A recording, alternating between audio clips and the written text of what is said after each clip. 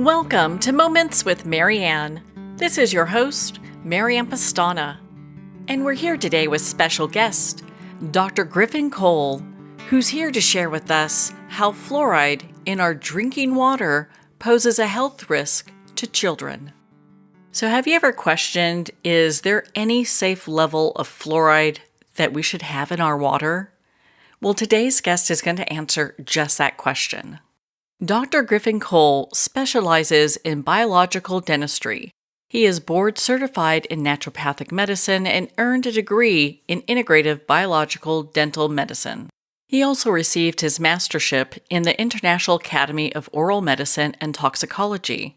He's the past president of the IAOMT and has been featured on numerous local and national radio and television programs, including World News Tonight with Diane Sawyer. So welcome to the show, Dr. Griffin Cole. Thanks for having me. What an honor it is to have you here and to talk about this. I understand there was a federal case against the EPA over the safety of adding fluoride to our public water supply. Can you share a little bit about that with us? Yeah, so this started as a petition 8 years ago. The Food and Water Watch, the Fluoride Action Network, and a few other groups petitioned the EPA under the Toxic Substance Control Act. Anybody can petition the EPA to look at a certain chemical or substance that they feel is harmful. So after they petitioned, the EPA just rejected it, and so they took them to court. And so 2017 is when this started. That's just unreal that it's taken this amount of time. So what does this decision mean in the end of adding fluoride to our water? Hopefully this is the end, but honestly, the court doesn't have the legal authority to tell the EPA to ban fluoridation, but the judge did issue an incredibly strong decision based on a very careful assessment of all the scientific evidence and ruled that fluoridation poses, quote, an unreasonable risk of reduced IQ in children. And the one thing that the EPA cannot do in the face of the court's finding is to ignore that risk, end quote. So the judge indeed found harm at the current levels and sent the EPA back to re-examine the entire fluoridation policy. So why do these court cases take so long? Yeah, there were lots of delays and COVID and some other things, but honestly, the judge needed the time to hear all the scientific evidence and extensive expert testimony by some of the world's foremost scientists, and then allow the EPA time to try to counter it, which they failed to do. In addition, the judge was waiting on the latest results of the National Toxicology Program's review of the published evidence on fluoride neurotoxicity, which overwhelmingly showed harm to children's brains. Wow, that's just staggering to hear that. Are there Yeah. other health implications that fluoride is posing to the public? Yeah, I mean, there's a list of it. I mean, it affects the thyroid gland, it calcifies the pineal gland, it hurts the kidneys, it affects every enzyme system in the body. But the most important one, and what this case was all about, was the effect it has on children's brains.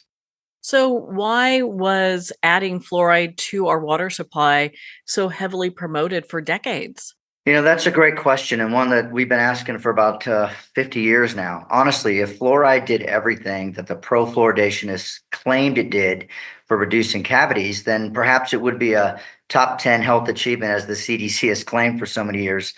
But honestly, oral health reports from all over the world show that fluoride is ineffective.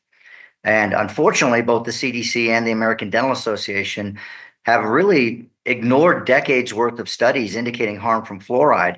And they've been promoting the health of the tooth over the health of children's brains. That's just really hard to believe. Do you think there's been a shift in public perception about fluoride over the years? I do. There's been a lot of talk, thankfully, in the last 10 years about this issue. And to me, the most telling thing that I think is getting out, besides this effect on children's brains, is that, the court was able to conclude that based on all the evidence, that pregnant women drinking water at the current U.S. recommended levels presents a risk of a decrease in IQ, as I mentioned, but ranging from a low end of 2.5 points up to almost 7 IQ points in children. And just a little context on this, the court noted that an average loss of just 1 IQ point was associated with reduced educational attainment employment status, productivity, and even earned wages. And these are all substantial public health concerns. You would think that that would be on the forefront of everyone's discussion about how our next generation is being affected. For sure. And again, this was most of these studies, there's about 82 worldwide studies on these effects on children's IQ and their cognitive effects. And so, we've got over a decade now of studies. And and thankfully, this judge took the time to look at all these in detail and make what we think is the only ruling that he could have made. Really sounds like the right judge is involved in this case in helping this move forward in the way that it is. For sure. We were very excited. Judge Edward Chen. Is there any benefit to having fluoride in our drinking water? No, honestly, there's not. If people want to apply it topically, obviously there is an antibacterial effect if you apply it topically, but drinking it does absolutely nothing beneficial for the teeth. And as we've just spent the last 5 minutes discussing, it does quite a bit of harm.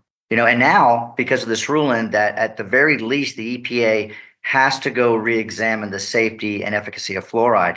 And we hope they're not going to try to appeal this ruling because it'll just drag this issue out for years. And, if they choose to use lawfare instead of doing their job, which is to protect the health of Americans, then unfortunately we'll see hundreds of thousands of children continue to be harmed by fluoride. Wow. Wow. I just have no words for that. My goodness. Well, so Yeah. what's next with this court case? I mean, what happens next? Yeah, well, as I mentioned, so at the very least, the EPA has to go back and re-examine. And so I don't know what that means in detail. I pray it's more than them just sort of sitting back and just discussing what we already know. Again, I don't want to see lawfare used here. I'm hoping that they're gonna, at the very least, they need to lower the level to extremely low amounts, which would really mean just turn off the fluoride. That's the quickest solution to this. Let's just turn off the fluoride. We've shown over the years it has really no positive effect on the teeth. I mean, there are plenty of studies to show that all these rates of how these decay levels were so much lower in fluoridated areas. It just isn't true when you look at the actual data. So we're hoping that they're going to do more than just go back and talk about it. Let's say in a good case scenario that they decide to turn off the fluoride in the water. How long does it take for that to cycle out of our water supply? That's a great question. Believe it or not, it's immediate now, meaning that once they turn off that dial that puts the fluoride in the water, no more is being added. So as far as time, it would be just whatever was still in the residual water, which would be used up very quickly. So it's a quick solution and a good one. Oh, it sounds like such an easy way to resolve Yes. some very major issues. So how do we compare to some of the other countries when we talk about fluoride in our water? What a great question. So believe it or not, 95% of the world does not fluoridate. Only 5% does. And of that 5%, which is about 11 countries, the US provides fluoridated water to more human beings than all the rest of the countries combined. So this is definitely an American thing. It certainly started that way back in 1945, and it's just once that bandwagon got rolling, it just continued to go. And in spite of all the scientific evidence that showed that not only is it not preventing cavities, but it's causing all this harm, and it just needs to end. So where can people go for more information and to get involved? There's really two great sources. One is the Fluoride Action Network. They were one of the plaintiffs in this trial. Their website is fluoridealert.org. And then a really great international academy. It's called the International Academy of Oral Medicine and Toxicology. And their website is iaomt.org. Well, Dr. Cole, thank you so much for taking the time to be on the show with us here today. Thank you for having me. Well, thank you, Dr. Cole. It's been such an honor to spend this time with you and to talk about the health risk of having fluoride in our drinking water. Well, we're at the end of our time today. I'd like to thank everyone for tuning in. You've been listening to Moments with Marianne, where we make every moment count.